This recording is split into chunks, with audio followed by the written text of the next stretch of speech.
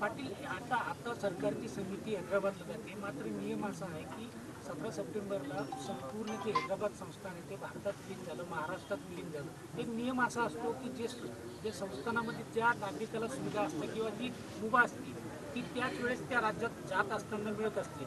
मात्र आत्ताशी कुठंतरी हे जाते. आता तुम्हाला वाटत नाही का 47 वर्षात कुठं सरकारनं मराठा आरक्षणाविषयी म्हणजे दुर्लक्ष केलं किंवा त्या संस्थानामध्ये मराठा समाजाला कास्तकरी म्हणून नंबर 1 ला ओबीसी मधून आरक्षण होतं? नाही, तुम्ही म्हणताय हे सत्य आहे, परंतु काय असतं त्यावेळेची परिस्थिती बघून समाज निर्णय घेत असतो. समाज म्हणतोय मी तुम्हाला, सरकार नाही. सरकारला तर समाज संपवायचाच असतो, कोणचाही असो.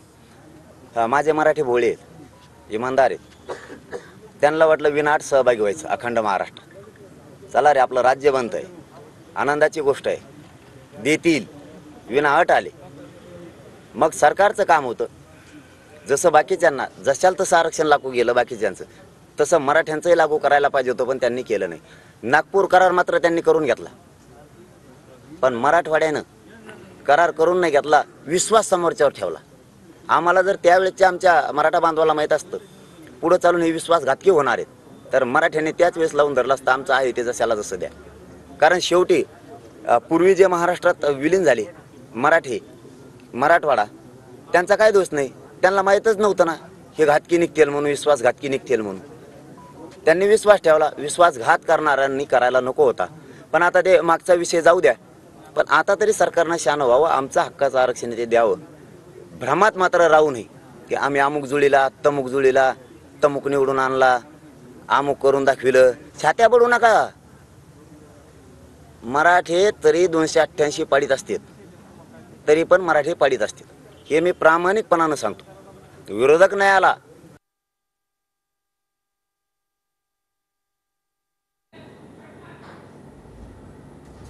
तर 100% 288 उमेदवार पाडू असा इशारा जरांगेंनी सरकारला दिलेला आहे.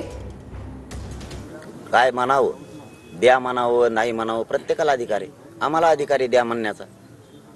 ते संविधानानं दिलेला अधिकार आहे, जो तो करू शकतो. त्यांना वाटलं असं नाही द्यावं म्हणून ते म्हणले. आम्हाला वाटतंय आम्हाला ओबीसीतून पाहिजे आणि आम्ही ते घेणार आहेत, 100% घेणार आहेत आणि ओबीसीतूनच घेणार आहेत. पाटील, आज अल्टिमेटमचा शेवटचा दिवस आहे, यापुढची तुमची भूमिका काय असणार? बघूयात ना आजचा दिवस. आता काय असतं, मी कधीच गडबड करत नाही हे माझ्या समाजाला कळायला नाही. मी धावपळ नाही करत. आमक्याची इच्छा आहे म्हणून मी बोलत नाही. मी कारण समाजाचं नशीब घडणार आहे. माझ्या घाई गडबडीमुळं माझा समाज फसता कामा नाही, संपता सुद्धा कामा नाही. माझ्या मराठ्यांची राज्यात पावर मराठ्यांच्याच हातात राहिली पाहिजे, ही सुद्धा जबाबदारी माझ्यावर आहे. त्याच्यामुळं मी खूप धीरानं घेतो, खूप संयमानं घेतो, शांततेने घेतो आणि असा कार्यक्रम लावतो की आज मराठ्यांना वाटतंय पाटलांनी घ्यायला पाहिजे निर्णय, पाठवून घ्यायला पाहिजे निर्णय. पण ज्यावेळेस मी थांबतो त्यावेळेस त्याच्या पाठीमागं काहीतरी असतं, त्याच्या मागं भयंकर वादळ असतं. हो, प्रचंड मोठा उठाव असतो. समाजाला वाटतं की नाही लगेच घ्या निर्णय. मी नाही घेत. मी पूर्ण त्याच्यात बारकाईनं घुसतो, अभ्यास करतो, विचार करतो आणि मग निर्णय घेतो. आणि ज्यावेळेस मी थांबलेला असतो त्यावेळेस समाजाला वाटतं निर्णय घ्यावा, पण ज्यावेळेस जितका काळ मी थांबलोय तितका काळ समाज म्हणतो निर्णय घ्यावा. आणि काहींना पटत बी नाही अगोदर कमवून घ्यायनात म्हणून, पण ज्यावेळेस मी दम खाऊन घेतो त्यावेळेस समाजाला वाटतं राईट निर्णय घेतला, यासाठी थांबले होते काय की.